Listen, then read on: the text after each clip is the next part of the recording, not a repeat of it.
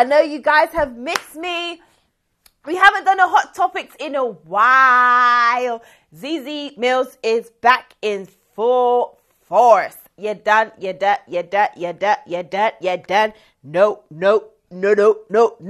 You are not alone.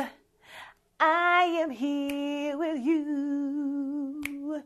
Though we're far, it doesn't matter if you're black or white. I'm trying to sing all the Michael Jackson songs right now before we're told that we have to boycott him as well. Okay, because we're not allowed to sing R. Kelly anymore, apparently. We're not allowed to sing this person, apparently. And Michael Jackson is next. There is a new documentary that is coming out, I believe, sometime in March, I believe on Channel 4, and it is called Leaving Neverland. And it's basically about Michael Jackson and his weird antics of having little boys around his house and pretending to be Peter Pan.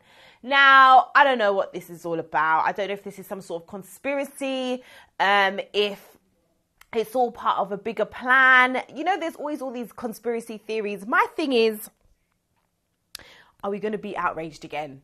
Are we going to be fake outraged again like we was fake outraged with R. Kelly? Are we all going to pretend that we didn't watch that documentary with Michael Bashir how many years ago? It was probably more than 10 years ago when Michael Jackson was being interviewed about sleeping in the bed with all the young boys. Are we all going to pretend that we didn't see that documentary? And now, because another documentary's come out, are we going to now all of a sudden boycott Michael Jackson? Let me put it here now, ZEZE MILLZ Show. I will not be boycotting Michael Jackson, just like I didn't boycott R. Kelly. I just think it's very, very suspicious that all of a sudden, all these documentaries are coming out about our black entertainers. I'm sorry, I think it's weird. I think it's weird as fuck. And I do think there's some sort of conspiracy going on.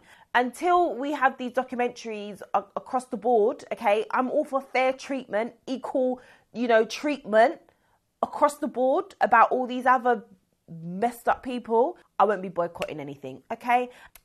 So David Lammy has kind of gone a bit viral. He had a back and forth, a little internet back and forth with Stacey Dooley. I believe that's how you say her name.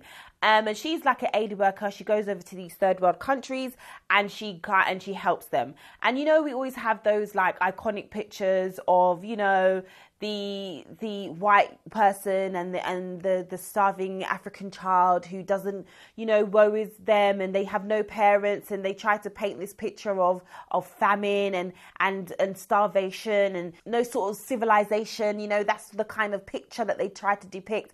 And David Lammy basically said that he's had enough of this. He's had enough of this whole story, of the white savior going over to these countries and helping these people. Everything David Lammy has said, I totally agree with it. However, I don't believe that David Lammy is the person to get this message across, okay? Now, I could be a contradiction because at the end of the day, I always say the message is the message. But David Lammy, I believe, is a little bit of a little bit of a media whore. He kind of just does things to get in the papers and to be popular.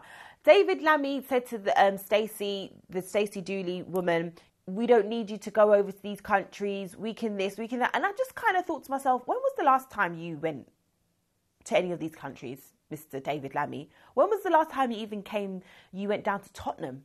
When was the last time you even helped the borough? He's only speaking on these things now because it's cool to be like an activist now. It's cool to kind of be for the people and be about the people. But I don't ever believe that David Lammy has really ever been about the people, if you get what I mean. And that's why I say that he's probably the wrong person to get this message across. Like I said, it's kind of difficult because I'm glad that he has spoken up about it. And I think that, white people need to be aware. I think sometimes they genuinely are trying to help, but how it comes across is, it is kind of like, oh, I'm the savior, congratulate me, I'm going over to help all the little poor black children, yeah. So I'm pretty sure not everyone, but I'm pretty sure a majority of people have watched the Red Table Talks with Jordyn Woods and Jada Pinkett.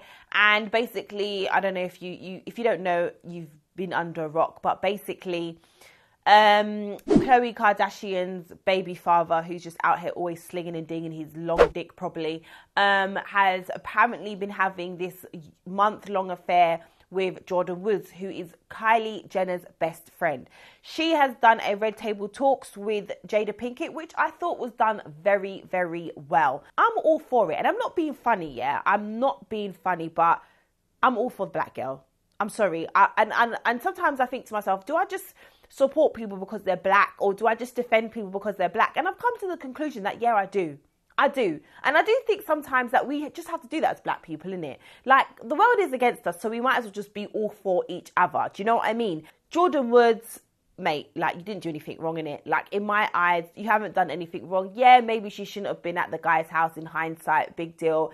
Yeah, he kissed her. She didn't tell Khloe. But I guess in her head, she thought, I'm just going to keep this to myself because she's going through so much shit already with this shit man. I'm not going to tell.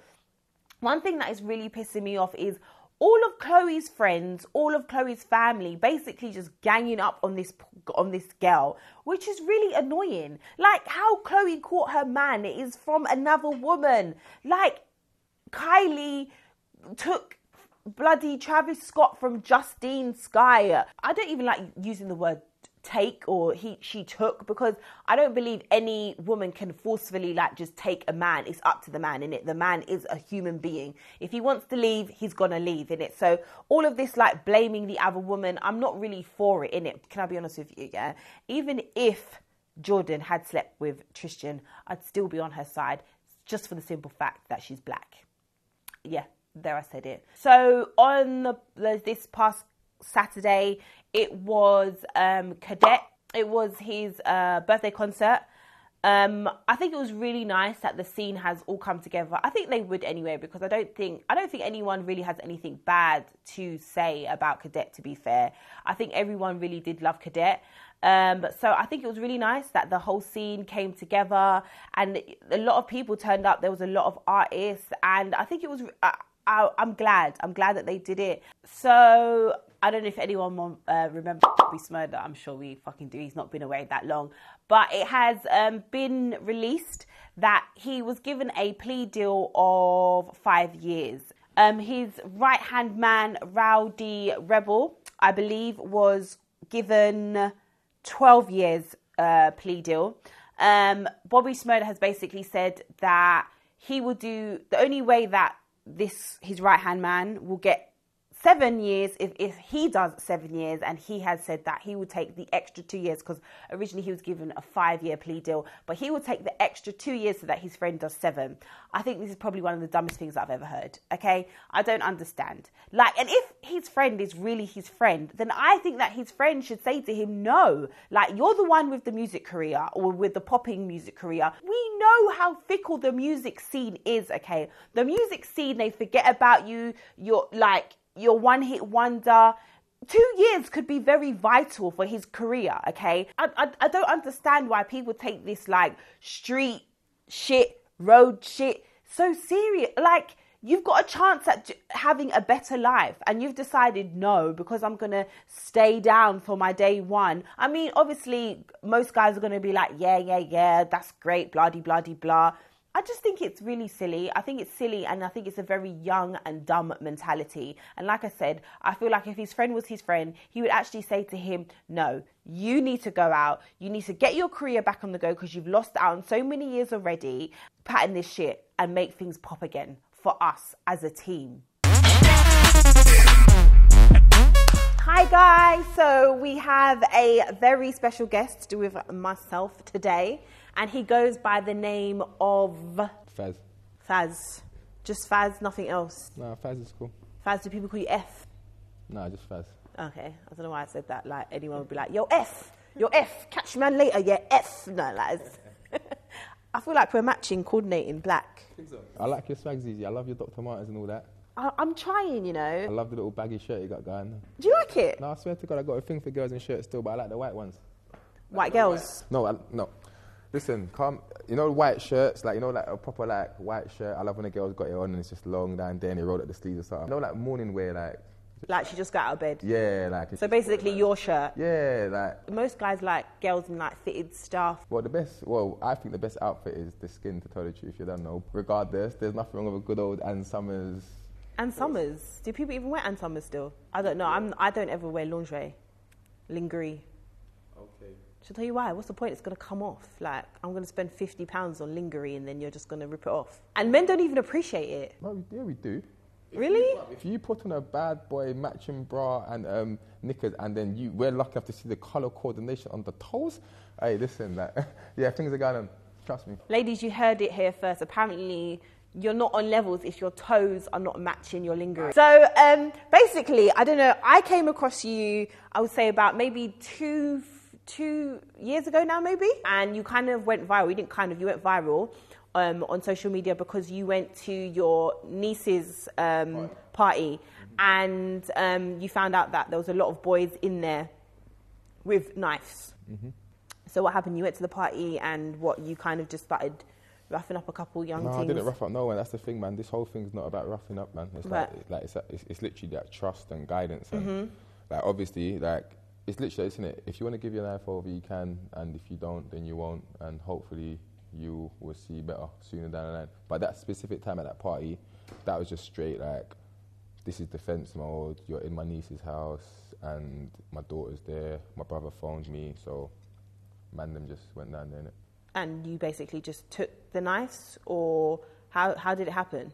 Yeah, so I got a call from my brother, and he said he's at my niece's party mm-hmm. at her house.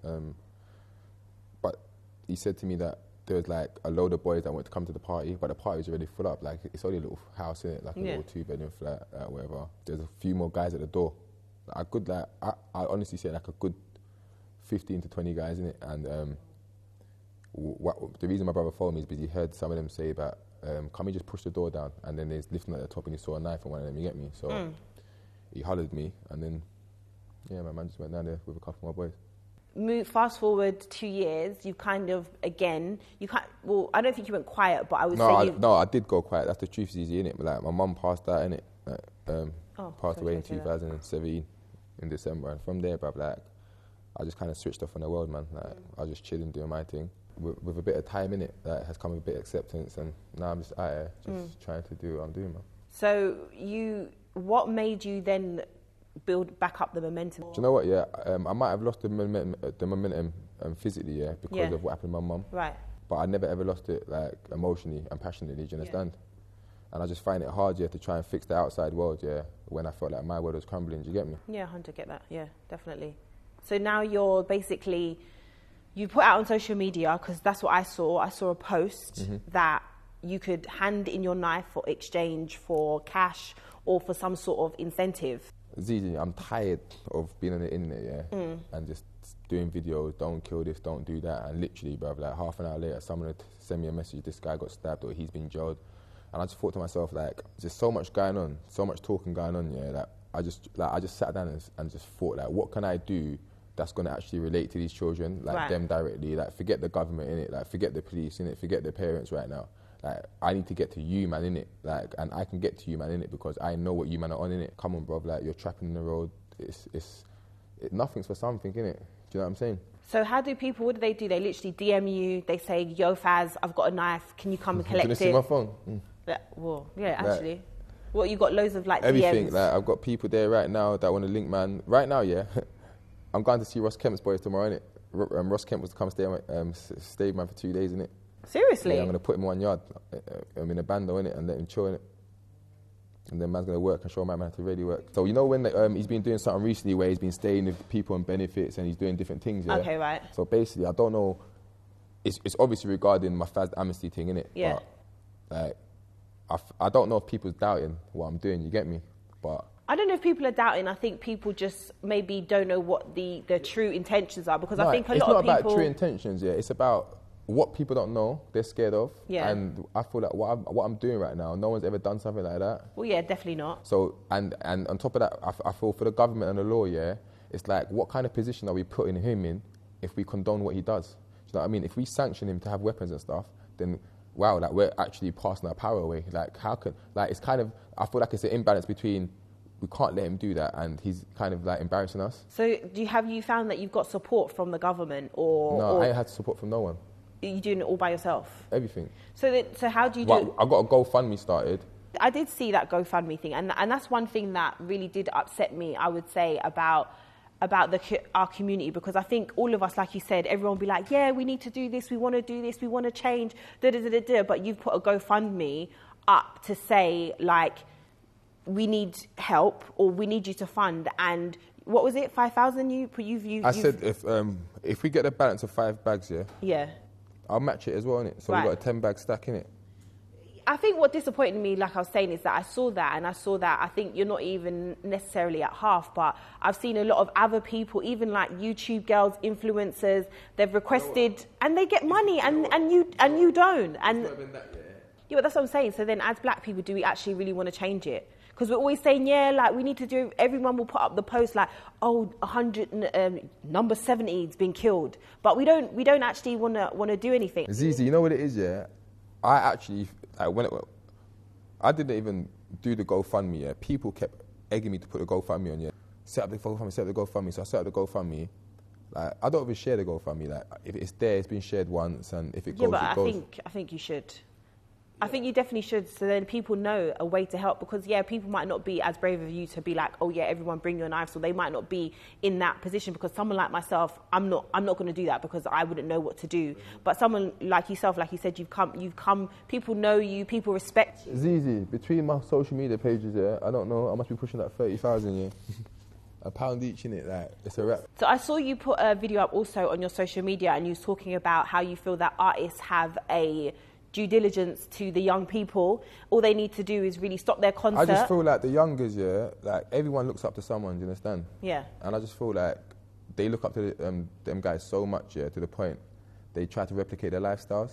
And I just feel like it's time, like, them man just like reel up a bit and be like, whoa, you lot, chill the fuck out, innit? Do you mean like drill rappers, or just like the UK scene in general? I mean, like every rapper, innit? Like, if you got influence and they rate you, bruv, yeah, try get at them, innit, bruv? Have you seen any rappers do that?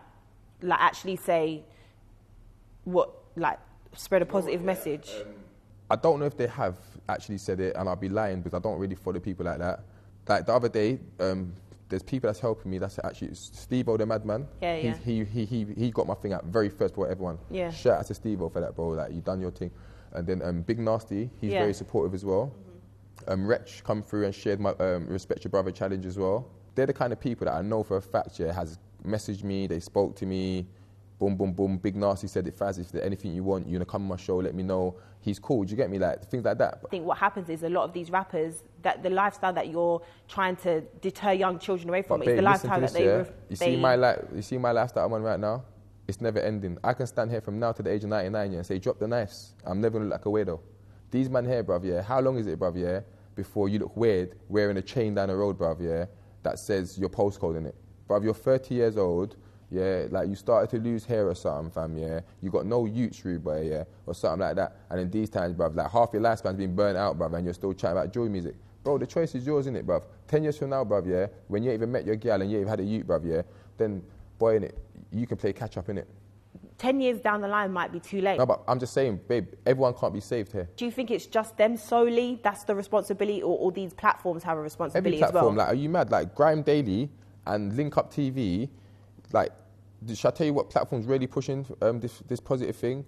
SBTV. They're in partnership with the Home Office, yeah, doing the anti-knife campaign that they've got Keiki Pagion and Bugsy Malone. Bruv, SB's been like a fucking driving force for me. Like, they went in for me, bruv. Like, they put me in their page. They've tried to promote things. They tried to make certain links up, bruv. Shout out to Jamal Edwards. Shout out to Isaac Denzu. Shout out to Kat, like, from the SBTV side. They've been going in. They've been putting in work for me still. But I feel like Link Up TV and Grime Daily, I feel like, if anything, before the artists, they've even got a lot of work to do, bruv, because they allow what comes out on social media platforms. So do you think people like Grime Daily and Link Up TV should do quality control? Of course they fucking should. But if someone was to put up a video to Grime Daily that was pornographic or homophobic, they wouldn't let it go up. That's true. So really and truly, if you're going to fucking upload a video of 8 guys with balaclavas on, Posty or Link Up, then family, like, in my eyes, you lot are promoting the thing, innit? I would have to agree with that. I can't even blame the rappers, bruv. Bruv, listen to this, Zeze, yeah?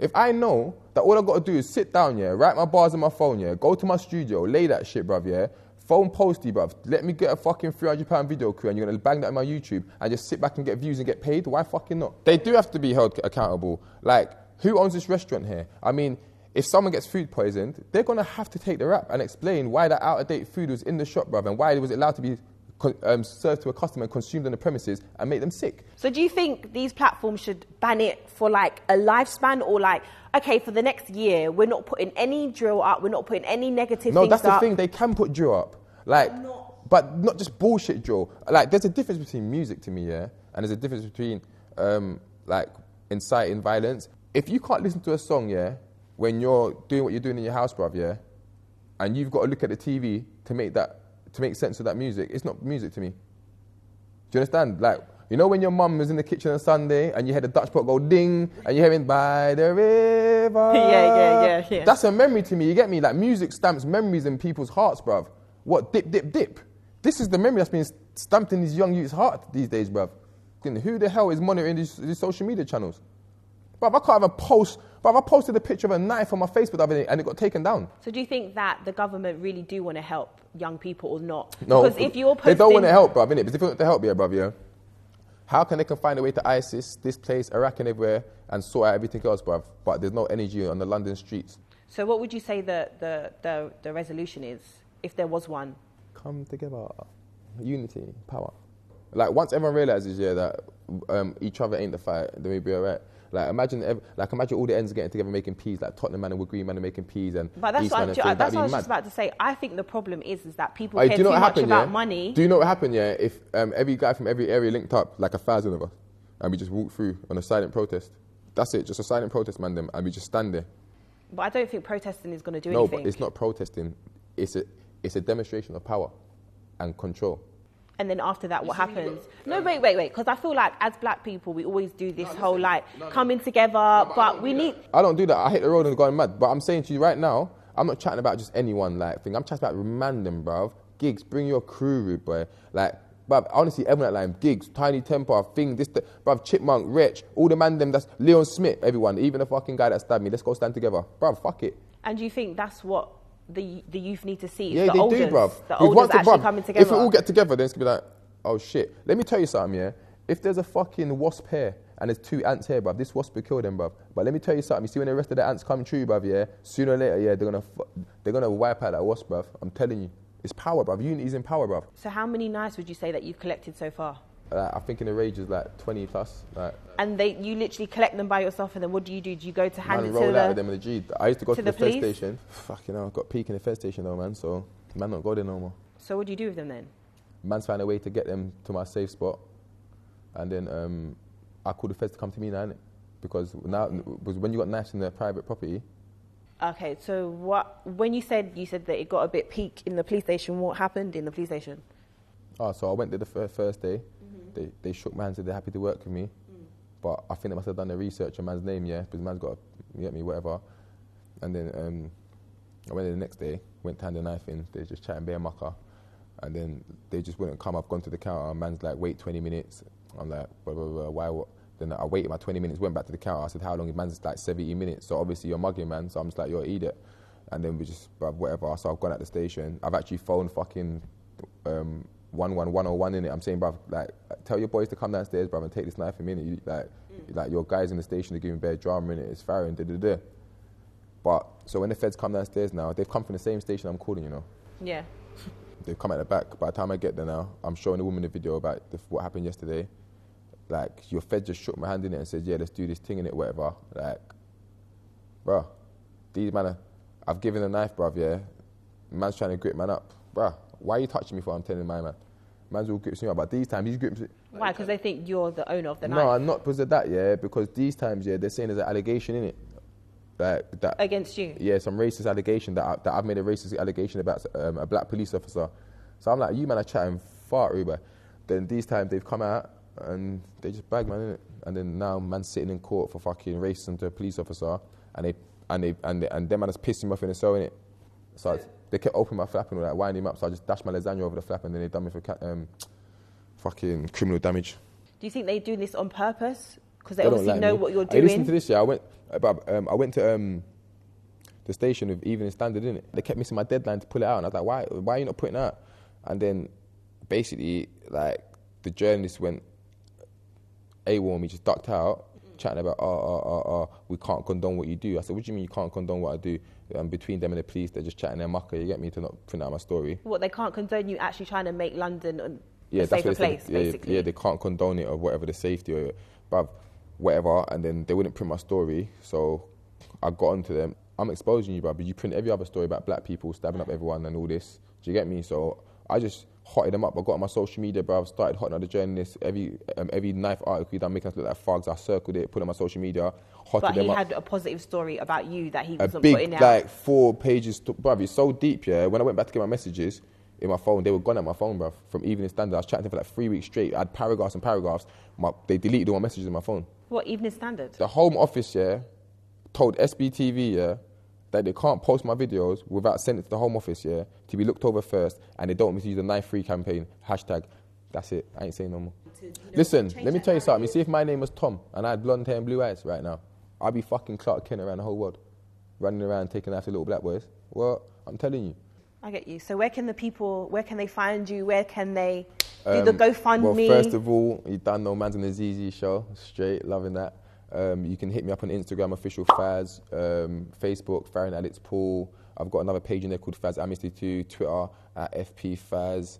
And yeah, in May, we're opening a bike park in Edmonton. Oh, wicked. Partnership with Enfield Council. It's going to be going from Wednesday 5 to 7. Basically, the kids can bring their bikes or scooters down there. We'll be doing competitions, wheelie competitions, all that, little vouchers, Halford, first, second, first, and all that.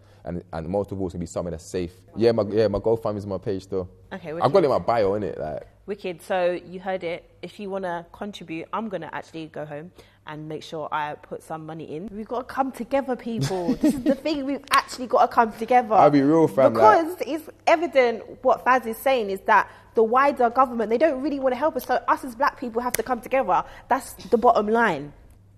Straight. Thank you for coming on. Thank you for having me, Zeze, man. Love. No, Zeze. Oh, sorry. Ladylike. You got to be ladylike. You know what to do. Like, subscribe, check out Fazz's page. You don't know. Gang, gang. Gang, gang.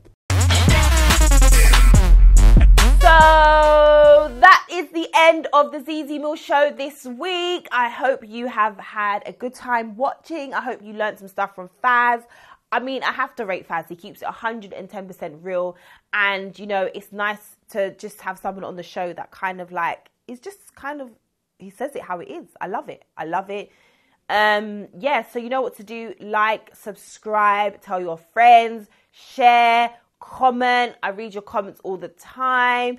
And yeah, ZEZE MILLZ will be back next week.